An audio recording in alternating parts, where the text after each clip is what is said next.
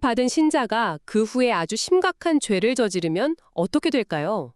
오늘날 우리에겐 이게 그냥 신학적인 질문처럼 들릴 수 있지만요. 초기 기독교 공동체에게는 이건 교회의 정체성과 미래가 걸린 정말 실존적인 문제였습니다. 안녕하세요. 오늘 저희가 함께 살펴볼 자료는 초기 교회사 중에서도 아주 격동적인 한 시기를 다룬 책의 발췌문입니다. 어떻게 해서 오늘날 우리가 아는 감독 또는 주교라는 직책이 지금처럼 막강한 권위를 갖게 되었는지 그 과정을 한번 따라가 보려고 합니다.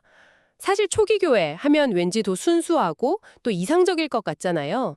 그런데 오늘 자료를 보면 우리가 아는 교회의 조직과 권위라는 게 사실은 이단과의 싸움 그리고 신자들의 죄 문제라는 아주 현실적인 위기 속에서 만들어진 결과물이라고 말합니다.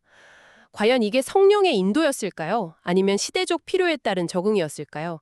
이 질문이 오늘 탐구의 핵심이 되겠네요. 이런 감독 중심의 교회가 처음부터 당연했던 건 아니었을 텐데요. 자료에 나온 사도시대의 모습은 굉장히 다르더라고요. 마치 뭐랄까 정해진 조직도 없이 자유롭게 움직이는 스타트업 같은 느낌이랄까요? 아주 적절한 비유입니다. 초기 교회는 그야말로 성령이 원하는 대로 불어가는 그런 역동적인 공동체였죠. 리더십도 딱 정해진 게 아니라 두 종류로 나뉘었습니다. 사도나 예언자처럼 여러 지역을 순회하면서 카리스마를 발휘하는 지도자들이 있었고요. 네. 또 한편으로는 각 지역 교회에 상주하면서 공동체를 돌보는 장로와 집사 그룹이 있었던 거죠. 아, 그러니까 한 교회에 여러 명의 장로가 공동으로 리더십을 발휘하는 일종의 위원회 같은 형태였겠네요. 그렇습니다. 중요한 건 이때까지만 해도 한 명의 독점적인 지도자는 없었다는 점이에요. 그런데 2세기 초 안디옥의 이그나티오스라는 인물의 편지에 이르면 갑자기 분위기가 확 바뀝니다. 어떻게 바뀌죠? 한 명의 감독과 그를 돕는 장로 그룹, 그리고 집사들, 이런 3층 구조가 마치 원래부터 그랬던 것처럼 당연하게 등장해요. 잠깐만요. 그럼 그 사이에 무슨 일이 있었던 거죠? 어떻게 여러 명의 장로 체제에서 갑자기 한 명의 감독 체제로 바뀐 건가요? 그게 참 흥미로운 지점인데 자료에 따르면 그 과정을 정확히 아는 사람은 아무도 없습니다. 아, 기록이 없는 거군요. 네, 다만 추정할 뿐이죠. 여러 장로 중에서 한 사람이 자연스럽게 다른 교회와의 연락 창구가 되거나 재정을 관리하거나 특히 이단에 맞서서 교리를 수호하는 역할을 하면서 점차 중심 인물이 되었을 거라는 추측입니다. 그렇군요. 하지만 이게 모든 지역에서 동시에 일어난 변화는 아니었어요. 예를 들어 이집트의 알렉산드리아 교회는 서기 180년까지도 단독 감독제가 아니었다고 하니까요. 결국 시대적 필요성이 서서히 이 단일 감독 체제를 만들어낸 셈이네요. 방금 말씀하신 것 중에 특히 이단에 맞선 교리 수호라는 부분이 중요해 보이는데요. 바로 그 지점입니다. 감독의 권위가 그야말로 폭발적으로 강화된 결정적 계기가 바로 영지주의, 그노시즘과의 싸움이었습니다. 아, 영지주의. 네, 영지주의자들이 아주 매력적인 주장을 했거든요. 예수님이 사실은 소수의 제자들에게만 비밀스러운 지혜, 즉 영지, 그노시스를 몰래 전수해 주셨고 우리가 바로 그 비밀의 계승자다라고요. 이건 정말 위험한 주장이네요. 누가 진짜고 누가 가짜인지 알 수 없게 만드니까요. 교회의 근간을 흔들 수 있는 이야기입니다. 맞습니다. 그래서 정통 교회는 비밀이 아닌 공개를 무기로 내세웠습니다. 우리에겐 비밀 지식 같은 건 없다. 대신 사도들로부터 공개적으로 대를 이어 중단 없이 전수된 가르침이 있다고 맞선 거죠. 그리고 이 공개된 가르침의 정통성을 보증하는 증거로 사도적 계승이라는 개념을 제시합니다. 사도적 계승이요? 마치 어떤 제품의 품질을 보증하기 위해서 누가 만들었고 누가 검수했다는 이 이력 추적을 하는 것과 좀 비슷한 느낌인데요. 정확합니다. 일종의 가르침에 대한 품질 보증 마크였던 셈이죠. 역사가 헤게시푸스 같은 사람은 직접 여러 도시를 돌아다니면서 각 교회의 감독들이 정말로 사도들로부터 이어진 동일한 가르침을 전하고 있는지 확인하고 그 계보를 작성하기도 했습니다. 보라, 로마의 감독 계보는 베드로까지 거슬러 올라간다. 바로 이 계보야말로 우리가 진짜라는 증거다. 이렇게 주장한 겁니다. 그렇군요. 결국 이단이라는 외부의 위협이 교회의 내부 구조를 더 견고하게 만들고 감독이라는 직책의 권위를 집중시키는 결과를 낳은 거네요.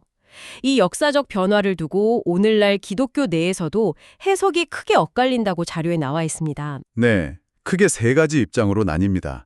첫째는 복구주의적 입장인데 이 변화는 순수했던 초기 교회의 모습에서 벗어난 일종의 타락이라고 보는 거예요. 아, 원래대로 돌아가야 한다. 네.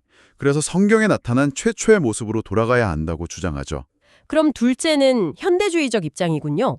이건 반대로 당시 지도자들이 시대의 위기에 대처하기 위해 최선의 조직을 만든 것뿐이니 교회 조직은 앞으로도 시대에 맞춰 계속 변해야 한다는 시각이고요. 마지막으로 카톨릭적 입장에 있습니다. 이 변화는 단순히 인간의 결정이 아니라 교회를 이끄시는 성령의 역사 그 자체라고 보는 겁니다. 따라서 이 감독 중심의 구조는 영구적인 의미를 지닌다고 해석하죠. 네. 우리가 어느 한쪽이 옳다고 말하려는 게 아닙니다. 다만 오늘날 다양한 교파가 존재하는 이유 중 하나가 바로 이 지점에 대한 서로 다른 해석에서 출발한다는 점, 이걸 이해하는 게 중요합니다. 품질 보증 마크로서의 감독의 권위라. 정말 재미있는 비유네요. 그런데 그 권위가 교리를 지키는 데서 그치지 않았다는 게 흥미롭습니다. 자료를 보면 이 권위가 신자 개개인의 삶, 특히 죄의 문제까지 깊숙이 들어가는 결정적인 사건이 터지죠. 네, 바로 로마의 칼리스투스 감독 이야기입니다. 당시 교회는 도덕적 기준이 굉장히 높았습니다. 세례를 받으면 그 이전에 지은 모든 죄는 깨끗하게 용서받지만 세례 이후에 지은 심각한 죄, 예를 들어 살인이나 성적인 부도덕, 특히 신앙을 버리는 배교는 용서받을 수 없다고 여겼습니다. 용서받을 수 없다뇨? 그럼 한 번 죄를 지으면 그걸로 끝인가요? 교회에서 영원히 쫓겨나는 건가요? 그렇습니다. 하나님은 용서하실지 몰라도 이 지상의 교회는 그들을 다시 받아들일 수 없다는 게 일반적인 생각이었습니다. 공동체의 순수성을 지키는 게 더 중요하다고 본 거죠. 그런데 3세기 초 로마의 칼리스투스 감독이 이 전통을 깨고 간음죄를 지었다가 회개한 사람을 다시 교회로 받아들이는 파격적인 결정을 내립니다. 와, 이건 당시 기준으로 보면 정말 엄청난 스캔들이었겠는데요. 엄청난 일이었죠. 북아프리카의 터툴리안 같은 엄격한 신학자는 간음죄를 용서하면 나중엔 배교자도 용서할 거냐면서 거의 기겁을 했을 정도니까요. 네. 짐승이 함께 있는 곳이라는 거죠. 아, 그러니까 교회는 원래 완벽한 사람만 모인 곳이 아니다라는 논리네요. 여기서 처음으로 로마 감독이 자신에게 죄를 메고 푸는 권한, 즉 사죄권이 있다고 주장했다는 점이 중요해 보입니다. 베드로의 후계자라는 권위를 내세운 거잖아요. 바로 그 지점입니다. 이게 단순히 한 명을 용서했다는 사건이 아니라 로마 감독의 권위가 교리를 넘어서 신자들의 삶을 다스리는 영역으로 확장되는 첫 번째 중요한 사례인 셈입니다. 그리고 터툴리안의 그 불길한 예언처럼 교회는 곧 배교라는 더 큰 죄의 문제를 마주하게 됩니다. 서기 250년 데키우스 황제의 대박해가 시작되는군요. 자료를 보면 이 박해는 이전과는 양상이 좀 달랐다고요. 순교자를 만드는 게 목표가 아니었다고요. 네, 데키우스는 아주 교활했습니다.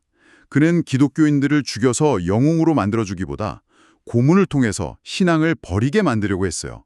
황제가 주님이다 라고 말하거나 로마 신들에게 제물을 바치게 해서 신앙의 배신자로 만드는 거죠. 이렇게 해서 기독교 공동체를 내부에서부터 무너뜨리려 한 겁니다. 정말 악랄한 방법이네요. 영웅이 아니라 배신자를 양산해서 공동체의 불신과 분열을 일으키려는 거니까요. 네, 이 박해의 결과로 기독교인들은 세 부류로 나뉘게 됩니다. 신앙을 위해 죽은 순교자, 고문은 견뎠지만 살아남은 고백자, 그리고 압력을 이기지 못하고 신앙을 저버린 변절자. 박해가 끝나자 수많은 변절자들이 눈물로 회개하면서 교회에 다시 돌아오고 싶어 했습니다. 교회 밖에는 구원이 없다고 믿던 시대였으니 이 사람들에게는 정말 절박한 문제였겠네요. 그런데 배교는 용서받지 못할 죄라고 하지 않았나요? 교회가 이들을 어떻게 받아줄 수 있었을까요? 여기서 아주 기이한 현상이 나타납니다. 카르타고 같은 곳에서 살아남은 고백자들이 영웅 대접을 받으면서 이런 주장이 나오기 시작해요. 내가 받은 고난과 공로가 워낙 크니 그 힘으로 저 변절자들의 죄를 덮어줄 수 있다고요. 잠깐만요. 그게 가능한가요? 마치 제가 착한 일을 많이 해서 쌓아놓은 포인트로 다른 사람의 벌점을 깎아주는 것 같은데요. 정확히 그런 개념입니다. 이것이 훗날 가톨릭 교회의 선행의 보고, Treasury of Merit 사상의 씨앗이 됩니다.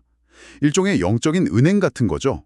순교자나 성인들이 쌓아놓은 선행이 너무 많아서 그 잉여분을 죄를 지은 다른 신자들에게 나눠줄 수 있다는 생각으로 발전한 겁니다. 정말 놀라운 발상이네요. 하지만 감독 입장에서는 이런 개인적인 영웅들이 용서의 권한을 행사하는 걸 그냥 두고 볼 수만은 없었을 것 같은데요. 물론입니다. 카르타고의 감독이었던 키프리안이 이 상황을 정리합니다. 그는 고백자들의 손에 있던 사죄권을 다시 감독에게로 가져와요. 대신 변절자들을 무조건 받아주는 게 아니라 죄의 경중에 따라 일정 기간 동안 엄격한 고행을 거치게 했습니다. 아, 제도를 만든 거군요. 네, 그리고 그 기간이 끝나면 감독이 공식적으로 안수하면서 그들을 다시 공동체로 받아들였죠. 용서의 절차를 제도화하고 그 중심에 감독을 세운 겁니다. 결국 모든 길은 감독의 권위 강화로 이어지는군요. 교리 문제도 그랬고 이제는 신자들의 죄 문제까지도 감독의 손에 달리게 된 셈입니다. 이 논쟁의 마지막 무대가 로마였다고요? 네, 로마에서 두 인물이 정면으로 맞붙습니다. 존경받는 장로였던 노바티안과 또 다른 장로 코넬리오스입니다. 이들의 논쟁이야말로 교회의 본질에 대한 거대한 질문을 던집니다. 어떤 논쟁이었나요? 두 사람의 입장은 명확하게 갈렸습니다. 노바티안은 전통적인 입장을 고수했죠. 교회는 성도들의 공동체다. 배교와 같은 끔찍한 죄를 지은 자들을 위한 자리는 없다. 그들을 용서할 권한은 교회에 없으며 오직 하나님의 마지막 심판에 맡겨야 한다. 이것이 교회의 순수성을 지키는 길이라는 주장이었습니다. 그럼 코넬리우스는요? 코넬리우스는 완전히 새로운 관점을 제시했습니다. 교회는 죄인들이 배우는 학교다. 학교요? 네, 완벽한 성자들의 모임이 아니라 넘어지고 실패하며 성장하는 이들을 위한 공간이다. 따라서 감독에게는 아무리 심각한 죄라도 진심으로 회개하는 자를 용서하고 다시 받아들일 권한이 있다고 주장했습니다. 와, 이건 정말 근본적인 시각 차이네요. 교회를 성자들의 전시관으로 볼 것인가 아니면 죄인들을 위한 응급실로 볼 것인가 하는 문제군요. 바로 그겁니다. 결과는 코넬리우스의 승리였습니다. 다수의 지지를 얻어 그가 로마의 감독으로 선출되었고 노바티안과 그를 따르는 소수파는 교회를 떠나 자신들만의 순수한 교회를 세웠죠. 이 사건을 기점으로 카톨릭 교회는 세례와 더불어 제2의 성례, 즉 고해 성사의 기틀을 마련하게 됩니다. 감독이 공식적인 회개를 통해 죄를 용서하는 권한을 공식적으로 행사하게 된 거죠. 자료의 마지막 문장이 정말 인상 깊습니다. 드디어 은혜가 시대의 요구에 부응하게 되었다. 감독이 성령을 인도하게 되었다.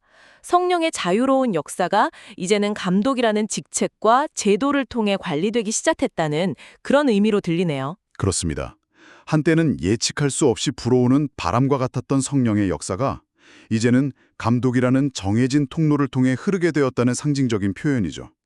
어떻게 보면 교회의 생존과 확장을 위한 실용적인 선택이었습니다. 오늘은 우리는 성령이 자유롭게 역사하던 초기 공동체가 어떻게 이단과의 논쟁, 그리고 박해라는 거대한 위기를 거치면서 죄를 사하는 권한을 지닌 감독 중심의 제도로 변모했는지 그 과정을 추적해 보았습니다. 교회는 성도들의 공동체인가?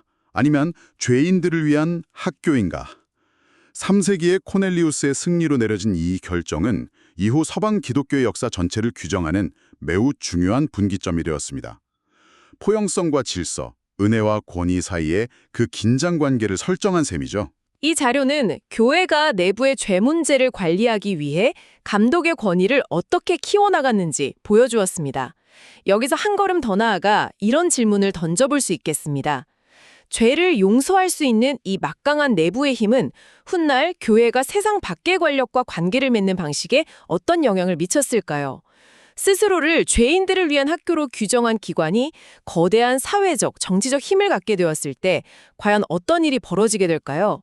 이 질문을 여러분께 남겨드립니다.